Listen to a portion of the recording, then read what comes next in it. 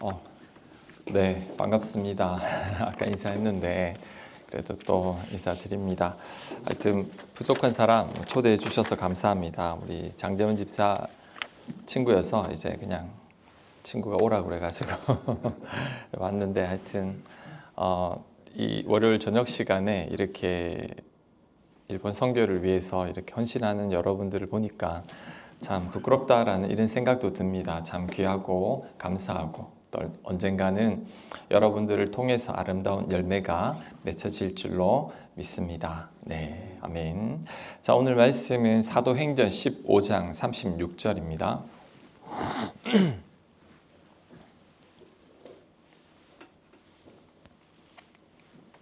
사도행전 15장 36절부터 41절까지 말씀인데 먼저 36절 말씀 봉독합니다. 36절 사도행전 15장 36절입니다. 며칠 후에 바울이 바나바더러 말하되 우리가 주의 말씀을 전한 각 성으로 다시 가서 형제들이 어떠한가 방문하자 하고 아멘. 자, 바울이 바나바에게 자신이 선교한 지역으로 다시 가자고 말합니다. 왜 그럴까요? 한 번으로 안 되기 때문이죠. 우리 교회에서 선교를 갈 때 어느 지역으로 가면 가고 안 가는 게 아니라 내년에도 또 가고 그 다음에도 또 갑니다. 왜? 한 번 가는 것보다는 두 번 낫고 세 번이 낫고 자꾸 가면 이제 그쪽 사람들하고도 얼굴이 있고 그러면서 복음이 더 잘 전해지기 때문이죠. 그래서 다시 방문하자고 하는 겁니다. 선교는 한 번으로 잘 안 되죠. 지속적으로 문을 두드리고 도와야 합니다. 그래서 한 지역으로 우리가 계속 가는 거죠. 저희도 필리핀 지역을 몇 년 갔었는데 작년에 봤던 애가 또 보고 2년 전에 봤던 애를 또 보니까 너무너무 반가워하죠. 그러니까 교회에 대해서 아주 호의적으로 반응하고 그들이 또 예수님을 믿게 되는 겁니다.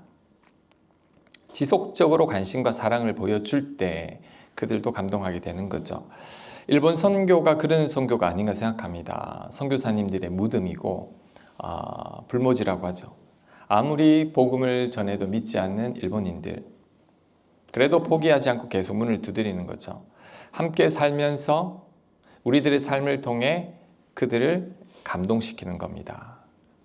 그래서 저는 여러분들이 이 자리에 있다고 생각합니다. 각 교회마다 일본 선교사 파송했다가 열매 없다고 철수하고 후원 끊고 이렇게 하는데 그래도 그 일본 선교를 위해서 이렇게 모여서 매주 모여서 기도하고 또 예배를 드린다는 그 자체가 저는 너무 귀하다라고 생각합니다. 그래서 언젠가는 여러분들을 통해서 귀한 열매가 맺히리라 확신합니다. 당장은 보이지 않지만 계속 문을 두드리고 기도할 때 그때 하나님의 놀라운 역사가 있는 거거든요. 그때가 속히 올 줄 믿습니다. 자, 37절 계속 읽습니다. 바나바는 마가라 하는 요한도 데리고 가고자 하나 바울은 밤빌리아에서 자기들을 떠나 함께 일하러 가지 아니한 자를 데리고 가는 것이 옳지 않다 하여 서로 심히 다투어 피차 갈라서니 바나바는 마가를 데리고 배 타고 구브로로 가고 바울은 실라를 택한 후에 형제들에게 주의 은혜에 부탁함을 받고 떠나 수리아와 길리기아로 다니며 교회들을 경고하게 하니라. 아멘. 바울이 이제 좋은 마음으로 선교지를 재방문하려고 했는데 떠나기도 전에 바울과 바나바가 다툼이 생겼습니다. 그것도 전혀 다투지 않을 것 같은 두 사람이죠. 바울과 바나바가 이 이방 선교의 기둥과 같은 두 사람이 다툰 거죠. 자, 이를 보면서 깨달아야 합니다. 선교는 떠나기로 작정한 순간부터 영적인 전쟁이 시작됩니다. 사단은 하나님 나라가 확장되는 걸 원치 않죠. 어떻게 해서든지 선교를 못하게 막습니다. 선교 갔다가 시험에 들어서 다시는 선교를 나가지 않으려고 하거나 교회를 떠나는 사람들도 있습니다. 저도 그런 경험이 있어요. 저희 교회에서 이제 캄보디아로 선교를 떠날 때 이제 두 가정이 막 망설였어요. 이분들이 믿음이 없는 분들이었는데 갈까 말까 주변에서 자꾸 가자 하니까 그 사람들이 가게 됐어요. 캄보디아로. 근데 캄보디아로 갔는데 그 더운 날씨에 막 섬기니까 믿음도 없이 그렇게 하니까 이 시험에 들어버린 거죠. 그러니까 캄보디아 가서도 계속 따로 겉도는 듯 하더니 오자마자 그냥 교회를 떠나버렸어요. 이 두 가정이. 그때 깨달았어요. 충분히 기도하지 않고 선교 가게 되면 놀이죠. 마귀는 놀이입니다. 분열시키는 거죠. 깨트리는 겁니다. 그래서 믿음 없는 분들은 더더욱 기도해야 되고 그 뒤로는 절대 가자 말 안 합니다. 가자고 했을 때 억지로 왔다가 안 되면 그 원망이 그대로 돌아오거든요. 저는 일본 선교가 힘든 이유도 영적인 싸움이라고 생각합니다. 많은 귀신들을 섬기는 나라죠. 그러니 정말 많이 기도해야 합니다. 선교를 위해서 충분히 기도하고 또 기도해야 합니다. 여러분이 기도의 사람이 되지 않으면 이게 쉽지 않다라는 거죠. 자, 그런데 바울과 바나바가 다툰 이유가 뭘까요? 지난번 선교 때 마가가 중도에 포기했습니다. 왜? 너무 힘들어서. 중도에 포기한 마가를 다시 데리고 가자고 하니까 바울은 내키지 않는 거죠. 아니, 또 안 간다고 할 텐데, 또 중도에 포기할 텐데. 바나바는 그래도 품고 가자. 예전에 마가가 아니다 라고 했는데 두 사람의 의견이 맞선 거죠. 그래서 다툰 겁니다. 선교가 여러분 절대 쉬운 건 아니에요. 마가가 중도에 포기한 이유를 우리들은 이해를 해야 합니다. 우리와 사는 방식이 완전히 다른 사람들에게 복음을 전한다는 게 이게 보통 힘든 게 아니에요. 신대원 다닐 때 선교학 배울 때 들었던 기억이 납니다. 문화가 다른 지역에 가서 선교를 갔을 때 그 충격의 그 스트레스가 어느 정도의 스트레스냐면 배우자와 사별했을 때 정도의 스트레스예요. 전혀 다른 문화적 배경 속에 가서 선교를 하는 것은 내 배우자가 잃는 것 같은 스트레스와 충격이 있다는 거죠. 말도 통하지 않는 곳에서, 외로운 곳에서 중도에 포기하고 싶은 겁니다. 선교사님들 말 들어보면 친구들도 선교사님들 많은데 언제가 제일 힘드냐면 선교지 가서 2년 안에 너무너무 힘들대요. 적응하지 못해서 그렇고 한국이 그립다는 거죠. 그리고 선교사님 자녀들은 더 힘듭니다. 갑자기 엄마 아빠 가자 그래서 따라간 거죠. 가기 싫어요. 친구들 다 두고 어딜 간단 말이에요. 예전에 같이 사역했던 친구가 늦게 파라과이 선교사로 가게 됐어요. 그때 애들이 3명인데 중고등학생들이었어요. 아빠 엄마 파라과이 간다. 가자. 애들이 울고불고 안 가려고. 왜 내가 가야 되는데? 아빠 엄마 선교 가지 왜 내가 따라가야 되냐고 울고 불고 안 가려고 그러고. 사춘기 아이들이 가까운 곳도 아니잖아요. 어디 동남아 같으면 그래도 한국에 자주 오면 되는데 파라과이, 한국에 오는데 3일이 걸려요. 그러니까 이 아이들을 설득하는데 몇 달이 걸렸다는 거죠. 결국 울면서 갔습니다. 울면서. 첫에는 그래도 고3, 고2 때 가서 1년 있다가 한국으로 바로 또 대학을 오게 됐죠. 근데 애들 둘이는 너무너무 힘들어했다는 거죠. 그러니까 선교사님 자녀들이 우울증 앓는 아이들이 많습니다. 한국의 친구가 그립고 현지 적응이 잘 안 되고 학교에서는 왕따를 당하는 경우도 많다고 합니다. 선교사님 가족들이 이렇게 힘든 거죠. 그래서 파라과이 선교사님 가신 한 4, 5년 만에 한국에 나왔어요. 사모님이 공항에 도착해서 막 울었대요. 왜? 한국말이 들려. 한국말 들린다고 우는 사람이 어디 있어요. 그만큼 외로웠던 거거든요. 그러니까 공항에서 한국말이 들리니까 막 눈물이 핑 돌았다라고 합니다. 그리고 앞에서도 제가 말씀을 드렸지만 영적인 싸움입니다. 사단 마귀 역사가 얼마나 많은지 몰라요. 그 친구도 파라과이 갔을 때 진짜 사탄 숭배하는 자들이 그렇게 많다고 합니다. 그들이 괴롭히는 거죠. 가정을 노리고 부모와 자녀 간을 노리고 교인들 간에 다툼이 생기게 합니다. 그러니 더 힘든 거죠. 제가 한 10년 전쯤에 개척을 했는데 그 개척한 지역이 괜찮은 지역은 다 월세가 비싸고 교회들이 다 있고 제가 개척한 지역은 사방에 교회 하나도 없었어요. 왜냐면 집이 없었으니까. 우리 개척할 때도 우리 교회 장로님들이 제일 반대를 많이 했어요. 아니 거기서 무슨 개척을 하냐고. 주변에 아무도 없는데. 근데 뭐 어떡해요. 그나마 거기가 교회가 없고 월세가 싸니까. 그래서 했는데 그 교회 앞에 아주 한 500년 동안 상수리 나무가 있는데 그 밑에서 늘 제사를 드렸어요. 그쪽에서. 그러니까 그쪽 우상 숭배 지역이죠. 그러니까 제가 그곳에 교회를 시작했을 때 별의별 희한한 일들이 많이 생겼습니다. 정말. 그러니까 이 영적인 싸움이란 건 진짜 있어요. 막 저를 공격하고 아내를 공격하고 집안을 공격하고 가족들끼리 불화를 만들고 정말 목회보다 더 힘든 게 뭐냐면 그런 거였어요. 야, 이 영적인 싸움이 엄청나구나. 사방 한 3km 안에는 교회가 없었거든요. 그런 힘든 거죠. 마가가 선교 나갔을 때 포기하고 예루살렘으로 돌아올 만합니다. 그리고 성경에는 이제 여러분 정확하게 잘 나와 있지 않지만 바울이 그 선교 여행을 떠나는 기간이 3년이에요. 3년 동안 객지 생활한 거죠. 근데 마가는 집안이 부유했죠. 부족함이 없는 그 청년이 그 3년 동안 따라다니기가 힘들죠. 그래서 아마 힘들어서 포기했을 것 같습니다. 자, 그 청년이 또 나가겠다 그러잖아요. 오, 대단하잖아요. 그 청년이. 이것만 해도 정말 기특한 거죠. 근데 바울은 그게 싫었던 거죠. 너 예전에 중도에 포기했잖아. 난 너랑 같이 가기 싫어. 그래서 다투고 헤어지게 된 겁니다. 근데 저는 이 본문을 보면서 바울이 왜 이럴까라고 생각했지만 한편으로는 위로가 됐어요. 뭐가 위로가 됐냐? 왜냐하면 바울도 우리랑 똑같구나. 너무 완벽하면 매력이 없는데 그래도 이들이 이렇게 심하게 다투니까 늘 다투는 우리도 위로가 되는 거죠. 바울과 바나바 이렇게 다투었다면 우리도 그럴 수 있구나. 여러분 교회 내에 다툼이 얼마나 많습니까? 정말 평안한 교회가 잘 없는 것 같아요. 선교단체 내에도 뭐 모르겠지만 분명히 다툼이 있어요. 여러분 그거 당연한 거예요. 왜냐하면 바울과 바나바도 다퉜는데 이 두 분이 다퉜는데 우리도 그럴 수 있다는 거죠. 우리 연약합니다. 누구나 다 실수를 하죠. 단점 없는 사람이 없죠. 저도 단점 많아요. 정말 많아요. 늦게 예수님 믿었어요. 늦게. 20대 중반에 믿었으니까. 그리고 6년 만에 신대원에 갔으니까.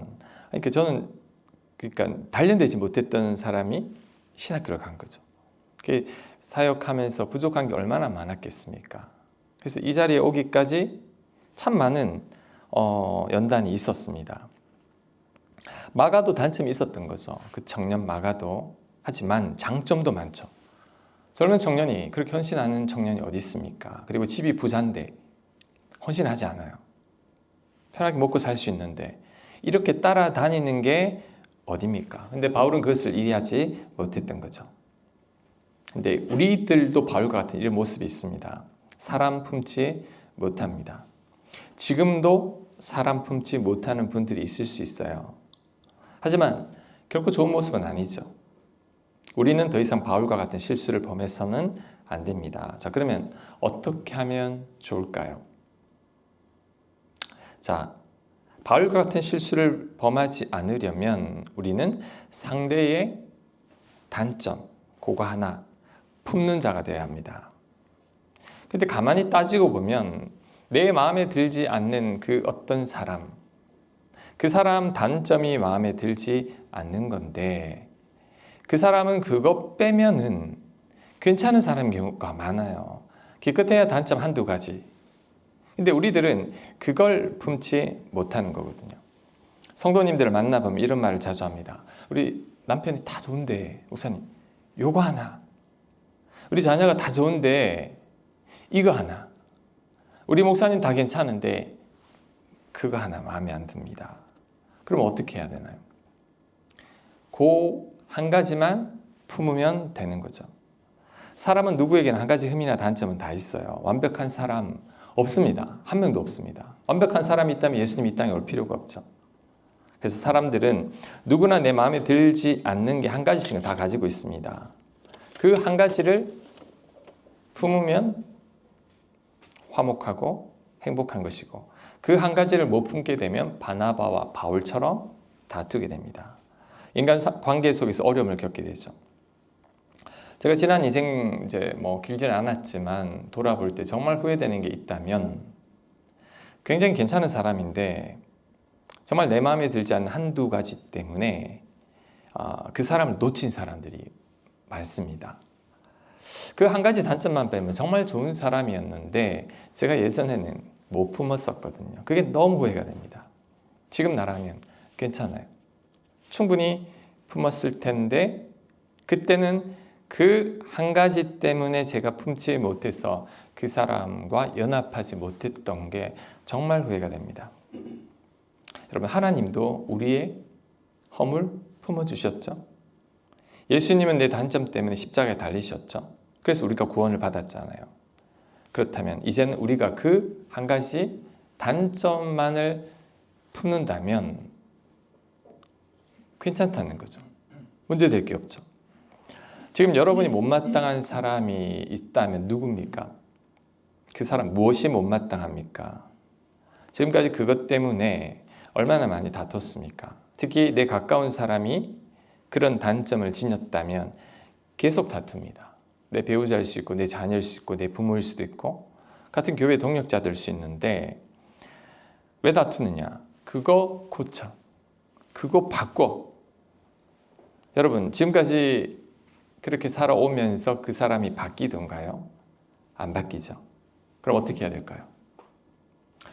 그것을 바꾸려고 하면 그 사람과 나의 관계는 깨집니다. 멀어집니다. 그럼 어떻게 해야 되냐? 그 한 가지를 품으면 되는 거죠. 내가 그것만 용납하고 참으면 괜찮습니다. 그러면 바울과 바나바처럼 다투지 않아도 되는 거죠. 그리고 한 가지 더 기억해야 될 것은 내가 못 푸는 그 사람의 그 단점 한 가지. 나는 단점이 없느냐? 나도 있거든요. 나도 많아요. 어쩌면 내가 용납하지 못하는 그 사람보다 내가 단점을 더 많이 가진 사람일 수도 있습니다.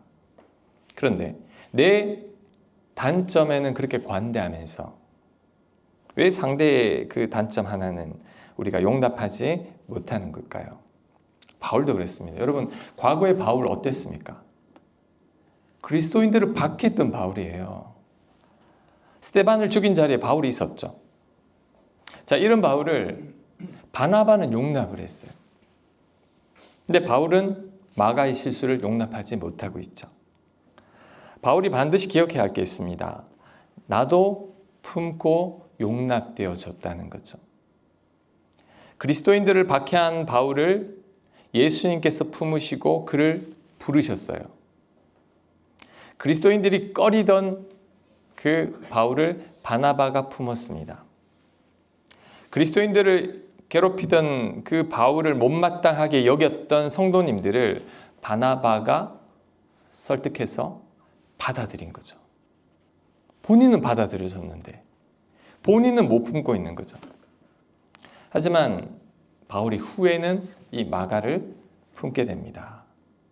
그래서 이제 디모데 후서에 보면 마가를 데리고 오라고, 나에게 유익한 자라고 완전히 바뀌게 되죠. 그럼 여러분, 바울이 왜 바뀌었을까요? 마가가 달라졌기 때문에 바뀌었을까요? 그럴 수도 있지만 전 그렇게 생각하지 않습니다. 바울이 마가를 품게 된 것은 바울이 바뀌었어요. 바울이 이런 고백을 하죠. 내가 죄인 중에 괴순이라. 죄인 중에 제일 나쁜 놈이라는 거죠. 그 다음, 내 능력이 약한 데서 온전하심이라. 나는 부족해. 부족해서 하나님의 능력이 나에게 머물러. 바울이 뭘 깨달았을까요? 마가도 그런데. 마가는 나보다 덜 죄인인데 내가 왜 그 마가를 품지 못했을까? 고린도전서 13장, 사랑은 오래 참고 온유하며 성내지 아니하며 모든 것을 견디느니라. 나는 그렇게 못했구나. 아마 바울이 나중에 반성했을 겁니다. 그래서 마가가 바뀌어져서 용납한 게 아니라 바울이 바뀐 거거든요. 사랑의 사람으로. 그래서 마가를 용납하게 된 겁니다. 그리고 한 가지 또 기억해야 할 것은 내가 지금 품지 못하는 그 사람, 내가 용납하지 못하는 그 사람을 위해서도 예수님께서 십자가에 달리셨다는 것. 하나님은 그 사람도 너무나 사랑하신다는 겁니다. 여러분 자녀가 학교에서 누군가에게 왕따를 당하고 있다고 생각해 보세요. 어떤지. 눈 뒤집어지죠. 누군가가 지속적으로 내 딸을, 내 아들을 괴롭히고 미워한다면 화가 나죠. 하나님이 그런 심정이에요. 왜? 내가 지금 미워하고 용납하지 못하는 그 사람도 하나님의 귀한 자녀거든요. 예수님께서 십자가에 달리실 만큼 사랑하는 자녀라는 거죠.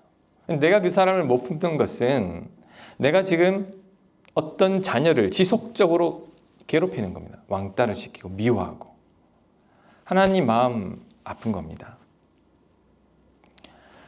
하나님 마음을 생각하며 품어야 합니다. 저분도 하나님께서 사랑하는 자녀다. 마음을 품어야 되죠. 여러분, 한두 가지만 품으면 돼요. 내가 받아들일 수 없는 그 한두 가지만 품으면 해결되는 거죠. 그리고 제가 마지막으로 드리는 말씀은 타인의 한 가지 단점을 잘 품지 못하는 사람은 자신의 단점도 잘 품지 못하는 사람입니다. 그걸 알아야 합니다. 나의 부족함과 약점을 스스로가 용납하지 못합니다. 타인을 용납하지 못하는 자들은. 그래서 아마 그 사람들은 자책하는 마음이 많을 거예요. 지금 여러분들 가운데 사람을 잘 용납하지 못하거나 품지 못한다면 먼저 스스로에게 관대해야 합니다. 내가 나를 자책하지 말아야 합니다. 내가 나에게 너무 엄격하게 대하지도 말아야 합니다. 내가 나에게 엄격하니까 다른 사람에 대해서도 엄격하고 용납하지 못하는 거죠. 그러니까 완벽주의자들은 모든 것을 완벽하게 됐기 때문에 약간 완벽하지 못한 사람들을 보고 화를 내요. 근데 진짜 괴로운 건 본인이에요. 왜냐하면 내가 완벽해야 돼요. 내 기준으로 자꾸 나를 괴롭히는 사람이거든요. 그러니까 예수님께서 네 이웃을 네 몸처럼 사랑하라 라는 말은 내가 나를 사랑하지 못하면 내 곁에 사람 절대 사랑하지 못합니다. 내가 나를 사랑하지 못하면 내가 나에게 관대하지 않아요. 내가 얼마나 엄격한지 모릅니다. 자책하고 조금만 잘못해도 스스로 책망하고. 그래서 내가 나를 관대하고 내가 나를 소중히 여기기 시작하면 내 곁에 사람도 용납하는 마음이 생깁니다. 예전에는 그러니까 누군가를 용납하려고 애쓰지 말고 내가 나를 사랑하고 내가 얼마나 소중한지를 깨달아야 합니다. 그럴 때 다른 이들도 품고 용납할 수 있습니다. 근데 이게 잘 안 되는 사람이 있죠. 스스로에게 관대하지 않은 사람이 있습니다. 어떻게 하면 될까요? 내가 나를 잘 용납하지 못하니 다른 사람도 용납하지 못하는데 자, 어떻게 하면 될까요? 저는 방법은 단 한 가지입니다. 깨달아야 합니다. 뭘? 내가 하나님께 얼마나 소중한 존재인지를 깨닫는 겁니다. 무조건적인 사랑을 내가 받고 있음을 깨닫는 거죠. 그러니까 하나님께서 나를 너무나 사랑하셔서 당신의 아들과 나를 바꾸셨다. 그리고 예수님은 나를 사랑하사 나를 위해 십자가에 못 박힐 정도로 나를 사랑하신다라는 그 사랑이 진짜 깨달아지고 믿어져야 합니다. 자, 여러분, 저는 교회마다 하나님이 이 사랑을 아는 사람들이 한 몇 프로 될 것 같아요. 여러분 생각에는 하나님이 무조건적으로 나를 사랑하시는 그 탕자의 아버지처럼 나를 사랑하시는 그 사랑을 아는 자들이 교회 내에서 얼마나 될까요? 저는 10%안 된다라고 생각해요. 그러니까 하나님 앞에 내가 얼마나 소중한지를 절실히 깨달은 자는 여러분 나를 증명하려고 하지 않아요. 왜? 이미 증명됐어요. 하나님께서 나를 얼마나 소중히 여긴지를 알았기 때문에 내가 사랑받고 있다는 것을. 성도님들하고 이렇게 성경 공부하다 보면 이런 생각을 하는 분들이 많아요. 하나님께서 목사님은 많이 사랑하시고 우리들은 성도니까 목사님보다 좀 적게 사랑하신다. 아니에요. 똑같아요. 세상에는 하나님께서 우리를 얼마나 사랑하시는 자를 깨달은 자와 못 깨달은 자만 있을 뿐이라는 거죠. 그러니까 그 정도로 하나님께서 나를 완벽하게 사랑하신다라는 것을 깨달으면 내 자존감이 높아집니다. 부모님에게 무조건적인 사랑을 받은 애들은 부딪힘이 잘 없어요. 옆에 친구들도 잘 용납하고 사랑합니다. 근데 부모님으로부터 사랑받지 못한 애들, 상처받은 애들은 옆에 사람 잘 사랑하지 못합니다. 또 상처 계속 잘 받아요. 왜? 내가 사랑을 경험하지 못해서 사랑할 수 없는 거죠. 내가 용납받지 못했기 때문에 타인도 용납하지 못하는 겁니다. 그런데 하나님께서 나를 무조건적으로 사랑해 주시고 나를 용납해 주시고 내가 얼마나 소중한지를 가르쳐 주셔서 그것을 깨달은 자들은 나에게 관대합니다. 실수해도 금방 일어나요. 왜? 그럴 수도 있죠. 뭐. 이런 나를 하나님 그래도 사랑하시는데. 그러니까 내 노력으로 나를 향한 하나님의 사랑이 증가하는 게 아니에요. 내 잘못으로 나를 향한 하나님의 사랑이 감소하는 게 아닙니다. 제가 부목사 때 8년 있었는데 8년 동안 새벽기도 한 번도 안 빠졌어요. 그래서 사람들은 그러니까 엄청 저 목사님은 진짜 대단하다. 근데 제가 그렇게 했던 거는 하나님께 사랑받기 위해서. 전 그랬어요. 내가 이렇게까지도 하면 하나님 나를 얼마나 사랑하실까. 근데 그건 나의 착각이었어요. 내가 새벽 기도를 빠지지 않는다고 하나님께 나를 더 사랑하는 게 아니라 빠져도 사랑하신다는 거. 근데 율법주의였죠. 율법이었죠. 내 의와 내 노력으로 하나님의 사랑을 얻어내려고 했는데 그게 아니라는 거. 다 은혜라는 거. 하나님은 저를 그냥 있는 그대로 사랑하신다는 거. 이 사랑을 알게 되면 여러분 용납이 쉬워집니다. 괜찮아요. 제가 어떻게 예수님을 만났냐면 용서를 통해 만났거든요. 제가 누군가를 용서하지 못해서 거의 피폐한 삶을 살다가 나를 용서하신 예수님을 만났는데 그 사랑을 경험하고 나니 용서하지 못했던 사람이 불쌍히 여겨지기 시작했어요. 내가 왜 그렇게 됐냐면 결국 사랑을 경험하니까 내 안에 넉넉함이 생긴 거거든요. 선교도 이런 거라고 생각합니다. 선교가 뭐냐? 하나님께서 나에게 부어주신 그 사랑이 너무 커서 그 사랑을 전하지 않을 수 없는 마음에 이 자리에 있다고 생각합니다. 찬양 넘쳐나네 뭐 1호로 해가지고 뭔지 모르겠지만 전 한국어로 불렀거든요. 넘쳐나네 주를 향한 나의 갈망이. 왜 그 갈망이 넘쳐나죠? 내가 받은 사랑을 알기에, 그 사랑을 알기에 나도 주님을 향한 갈망이 넘쳐나고, 이제 일본 영혼을 보면 긍휼의 마음, 불쌍히 여기는 마음이 드는 것은 여러분들이 하나님의 사랑을 경험했기 때문이거든요. 예수님의 그 십자가 사랑을 알았기 때문에 나만 알기에는 너무 가슴이 벅차서 전달하고 싶은 거거든요. 그래서 저는 선교의 가장 핵심은 내가 받은 사랑이 얼마나 큰지를 계속 깨달아서 그 사랑이 내 안에서 넘쳐나서 전하지 않을 수 없는 그런 상태가 되는 게 진짜 선교가 아닌가 생각합니다. 그래서 아무도 일본 사람들 별로 우리 한국 사람 좋아하지 않잖아요. 근데 여러분들은 그들에게 관심을 가지고 있는 것은 결국 하나님의 사랑 때문이라고 생각합니다. 그래서 여러분을 향한 하나님의 그 사랑을 더 깊이 깨달아 바울의 기도처럼 그 하나님의 사랑이 얼마나 풍성하고 깊고 넓은지를 더 깊이 깨달아 알기를 그 에베소 교회를 위해서 기도를 했는데 여러분들이 그 사랑을 더 많이 알아가지고 이제는 이 복음을 전하지 않을 수는 없는 그러한 심정으로 살아가실 때, 그리고 늘 기도 가운데 일본을 품을 때 하나님께서 반드시 여러분들을 통해서 선한 일을 하시리라 확신합니다. 많이 사랑하시고 또 우리 주님 더 갈망하십시오. 그럴 때 하나님께서 우리 선교회 위에 크신 은혜 베풀어 주실 줄로 믿습니다. 아멘. 기도합니다.